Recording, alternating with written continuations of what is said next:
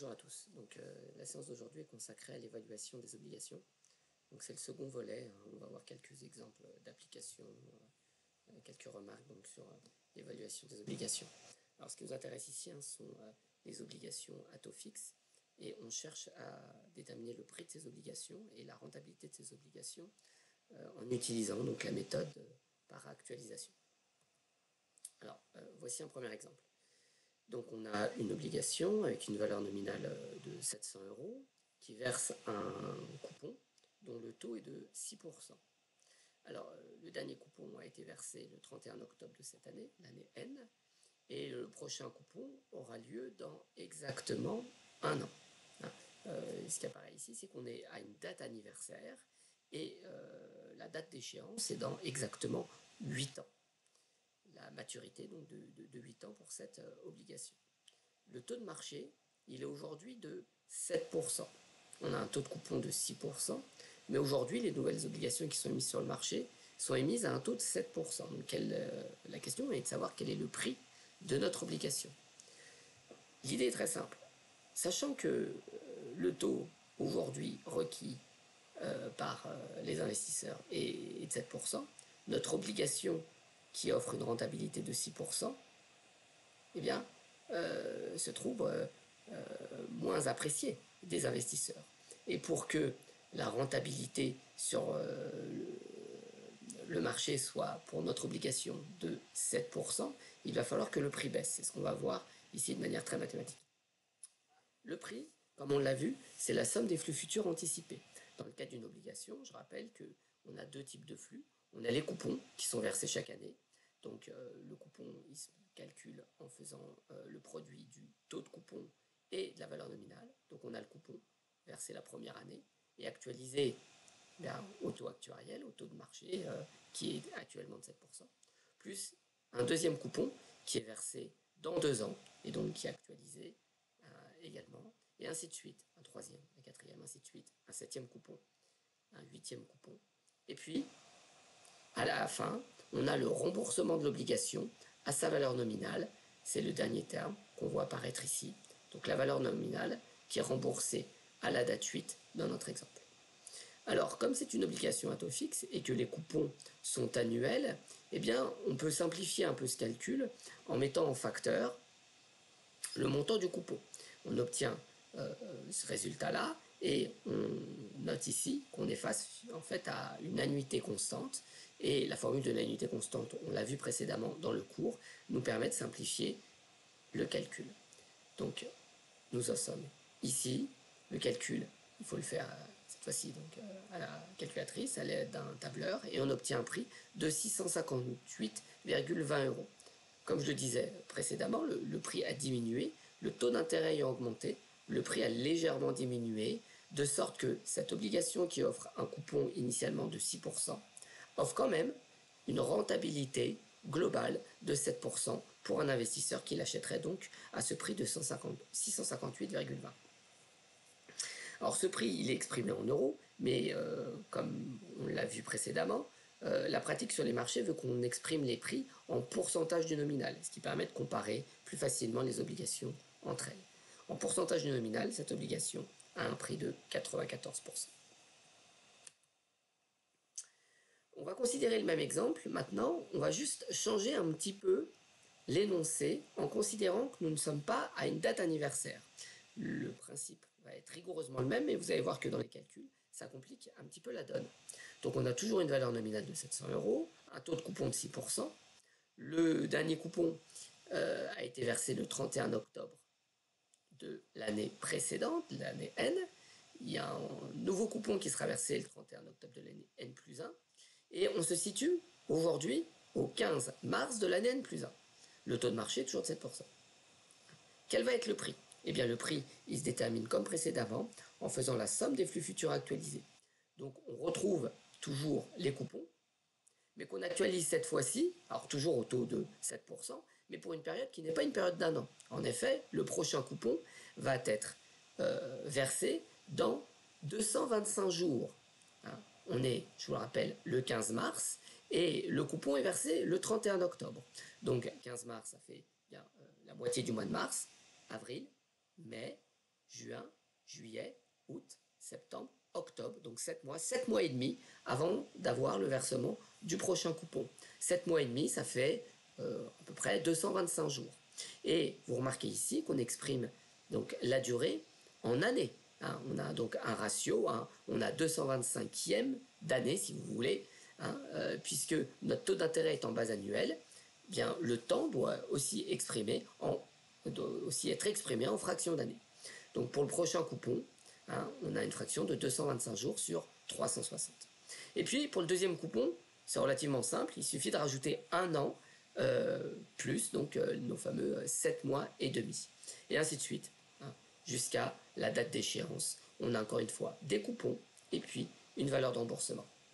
Alors, pour ensuite réaliser l'application numérique, vous avez deux possibilités. Soit vous calculez bien chaque terme l'un après l'autre et vous faites la somme, vous obtenez un prix de 675,11, ou alors vous faites comme précédemment, vous mettez en facteur un certain nombre de termes et puis vous vous arrangez pour appliquer la formule donc des annuités constantes. Alors à ceci près qu'ici c'est un petit peu plus délicat parce que pour appliquer la formule des annuités constantes, il faut eh bien, que le premier flux ait lieu dans exactement un an. Hein, puisque c'est un versement régulier qui a lieu tous les ans. Donc il faut bien partir de la date 1, ici jusqu'à la date 7. Donc vous regarderez, il faut faire attention, hein, le montant en facteur n'est pas tout à fait identique à ce qu'on a factorisé tout à l'heure, mais je vous invite à faire le calcul chez vous. Prenez le temps, la vidéo va assez vite, mais la meilleure façon de bien comprendre, c'est de mettre pause et d'essayer soi-même de résoudre ce problème, de réaliser cette factorisation. Quoi qu'il en soit, une fois la factorisation effectuée, on se retrouve dans un cas classique où on applique la formule des annuités constantes. Hein, vous voyez ici, on a appliqué la formule des annuités constantes. On obtient bien un prix de 675,11. Évidemment, hein, quelle que soit l'approche utilisée pour l'application numérique, on obtient le même prix. Et puis ce prix, on l'exprime ici en euros. On peut aussi l'exprimer en pourcentage du nominal, comme on le fait régulièrement dans la pratique, comme je vous l'ai dit. Voilà. Donc attention, vous devez être capable de valoriser une obligation à taux fixe à une date anniversaire, mais également à n'importe quelle date. Et ça demande parfois d'être un peu plus rigoureux sur le calcul des dates et du facteur d'actualisation. Donc ça, c'était la première remarque pour aujourd'hui. Vous avez ici une formule qui peut être utilisée quand on a des fractions d'années, justement, une formule simplificatrice, en tout cas, une formule synthétique qui permet d'évaluer une obligation à taux fixe à n'importe quel moment dans l'année. Vous pouvez l'utiliser si vous le souhaitez, ou alors refaire le raisonnement qu'on a fait précédemment. Voilà. Deuxième point à l'ordre du jour, évaluer le coût d'un emprunt. Alors, on est face à des emprunts obligataires, hein, c'est le sujet de cette vidéo, mais on a vu précédemment le cas des emprunts bancaires. Et si vous vous rappelez, dans le cas des emprunts bancaires, on payait un taux d'intérêt, mais on avait également des frais annexes. Et pour essayer de comparer les emprunts les uns par rapport aux autres, on avait calculé ce qu'on appelait le TAEG, le taux annuel effectif global, qui tient compte donc de tous les frais. Eh bien, c'est un peu ce qu'on va faire ici également, dans le cas d'un emprunt obligataire. Vous avez une obligation avec une valeur nominale de 1 500 €. L'emprunt consiste dans l'émission de 200 000 titres.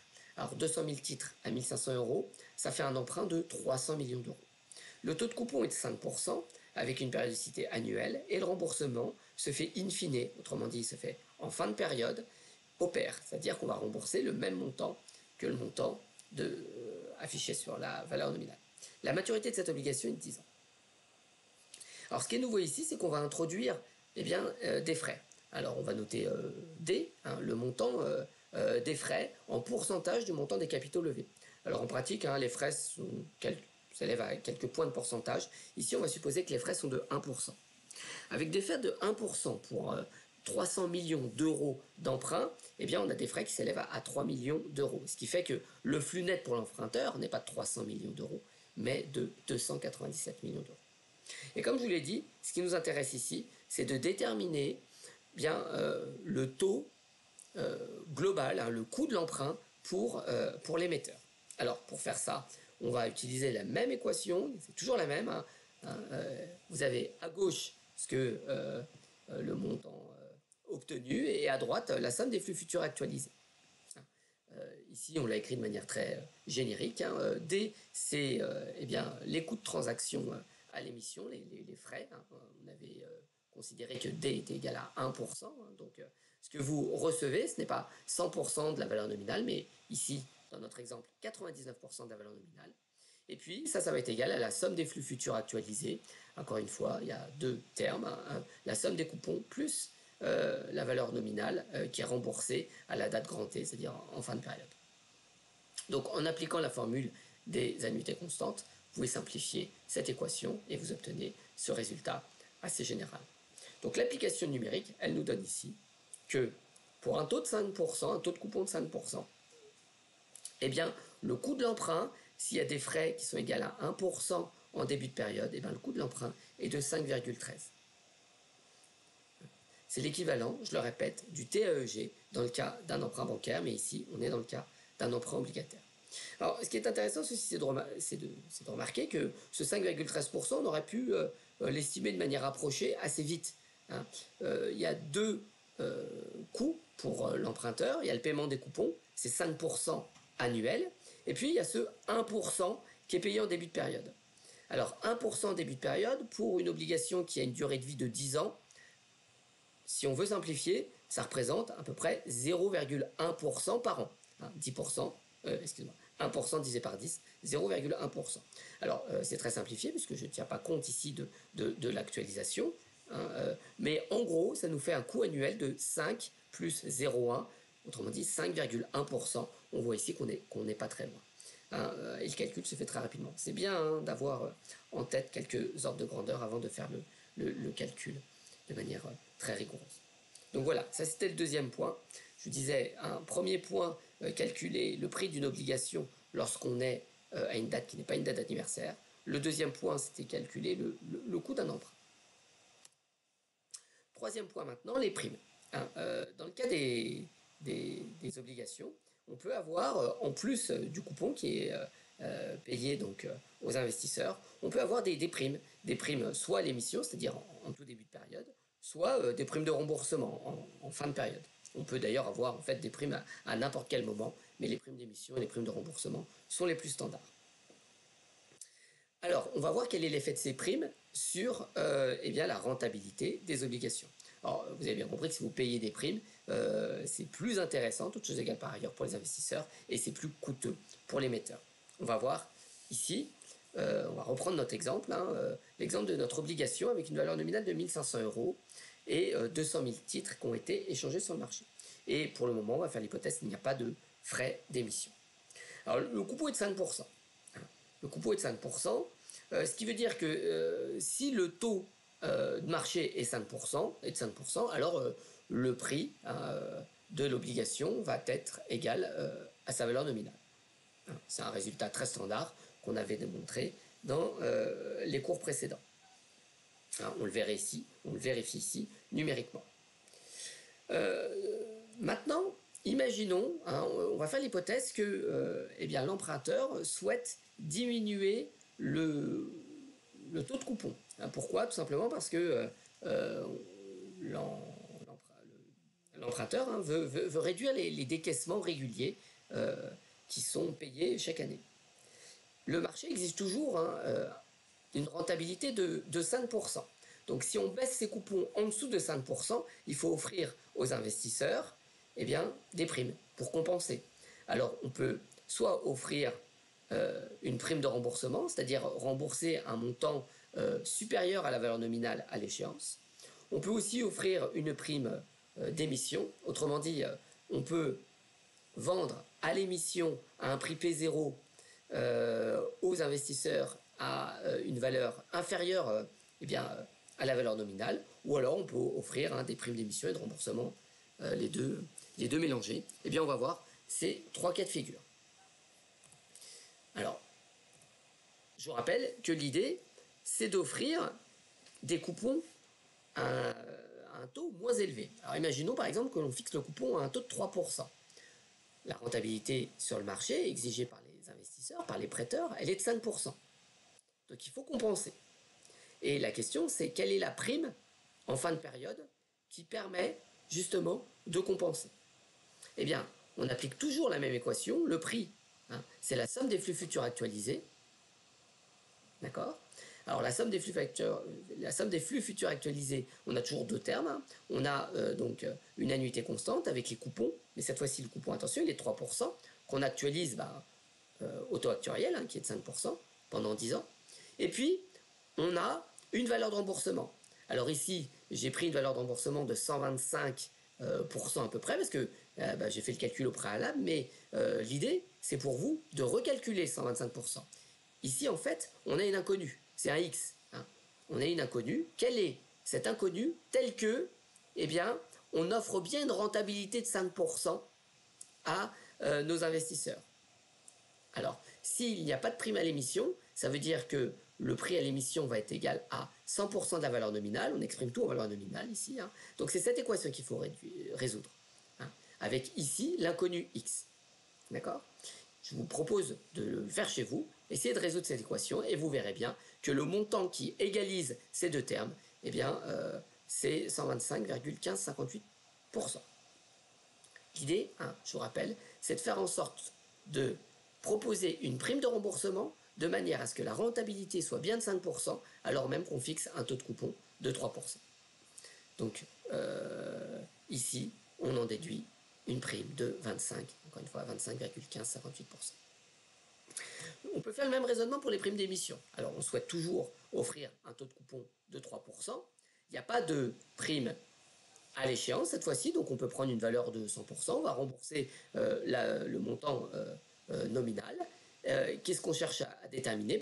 Cette fois-ci, l'inconnu, c'est P0. Quel est le prix aujourd'hui tel que, eh bien, on obtient bien ce montant ? Eh bien, là, la résolution se fait très simplement. Il suffit de calculer le membre de droite de l'équation et on obtient un prix de 84,55%. Là encore, entraînez-vous, essayez de refaire ce calcul. La résolution est très simple. Et on voit qu'il faut donc offrir une prime à l'émission d'environ 15,5% pour compenser un taux de coupon de 3%, alors même que les investisseurs exigent une rentabilité de 5%. Alors, bien sûr, vous l'aurez bien compris, si on diminue le prix, pour un même montant emprunté, il va falloir émettre plus d'obligations. Dans le cas où le prix est inférieur à la valeur nominale, on parlera d'obligations émises en dessous du pair. Et puis précédemment, tout à l'heure, quand on avait une prime de remboursement avec un prix supérieur à la valeur nominale, eh bien là, au contraire, on était au-dessus du pair. Ça, c'est pour le vocabulaire. Dernier cas de figure, on a vu précédemment comment fixer une prime de remboursement, une prime d'émission. On peut aussi offrir les deux. Alors par exemple, avec un taux de coupon de 3% et une prime de remboursement de 20%, quelle est la prime d'émission ? Eh bien, toujours pareil, je dois résoudre mon équation, équation que vous devez être capable de traduire et puis de résoudre. Et donc, avec un taux, je disais, une prime de 20%, un taux de coupon de 3%, eh bien, la prime, elle est de 3,2% environ. On a bien un prix, à vous de refaire le calcul, de 96,83%. Donc, vous l'aurez bien compris, on a trois leviers pour rémunérer les investisseurs, les coupons, les primes d'émission, les primes de remboursement. Et on a une seule équation, ce qui veut dire qu'en fixant deux paramètres, eh bien, on peut laisser varier le troisième de manière à rendre notre équation donc, compatible, si vous voulez. Donc, pour un taux de marché donné, vous pouvez fixer un taux de coupon au niveau que vous souhaitez. Vous allez ajuster la prime d'émission et la prime de remboursement en conséquence. Voilà, donc pour les primes d'émission et primes de remboursement, encore une fois, j'ai présenté ça rapidement, mais à vous de mettre pause et à vous de vous entraîner à résoudre ce type de problème.